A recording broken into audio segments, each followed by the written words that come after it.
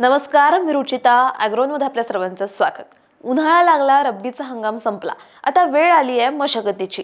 पण थांबा, जर तुमच्या जमिनीत पाण्याचा निचरा होण्यामध्ये अडचणी येत असतील, पाणी शेतात साचून राहत असेल आणि पिकांची मुळं कुजत असतील, यासोबत जमीन पाणथळ किंवा शारपट बनलेली असेल, तर त्यासाठी सबसॉयलर हे बेस्ट राहू शकतं.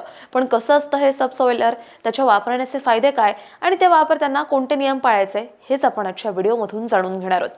या व्हिडिओमधील माहिती सोनापूर येथील कृषी विज्ञान केंद्र येथील कृषी अभियांत्रिकी विषयातील तज्ज्ञ ज्ञानेश्वर ताथोड यांनी दिली आहे.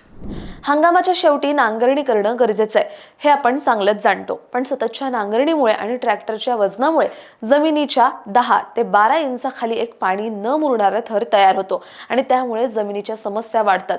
जसं पाण्याचा निचरा होण्यामध्ये अडचणी येतात, पावसाचं पाणी शेतात साचून राहतं आणि पिकांची मुळं कुजतात. जमिनी पाणथळ किंवा शारपट होण्याचा धोका असतो. तो टाळण्यासाठी जमिनीखालचा हा कडक थर फोडणं महत्त्वाचं आहे. त्यासाठी सबसॉयलर हे अवजार वापरणं फायद्याचं ठरतं. पण असं का बरं?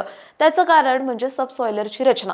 त्यामुळे आधी आपण सबसॉयलरची रचना समजून घेऊयात. सबसॉयलरची रचना साधी पण मजबूत असते. हे यंत्र ट्रॅक्टरच्या 3 पॉइंट लिंकेजला जोडलं जातं. यामध्ये खाली एक किंवा अधिक शँक किंवा टाईन म्हणजेच लोखंडी दांडे असतात.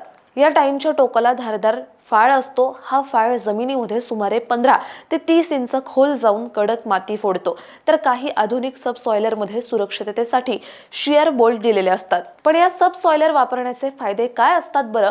तर पहिलं म्हणजे सबसॉयलर मातीचा कडक थर फोडत असल्यामुळे पावसाचं पाणी थेट जमिनीच्या खोल थरांपर्यंत मुरतं. यामुळे जमिनीत ओलावा जास्त काळ टिकून राहतो आणि कोरड्या हवामानात पिकांसाठी संजीवनी ठरतो. पाणी मुरण्यामुळे जमीन पाणथळ, कडक आणि शारपट होण्यापासून वाचते.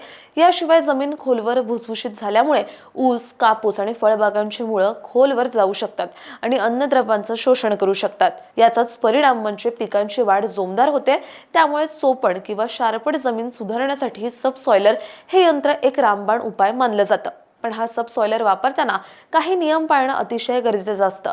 जसं सबसॉयलर चालवण्यासाठी योग्य अश्वशक्तीचा ट्रॅक्टर वापरावा.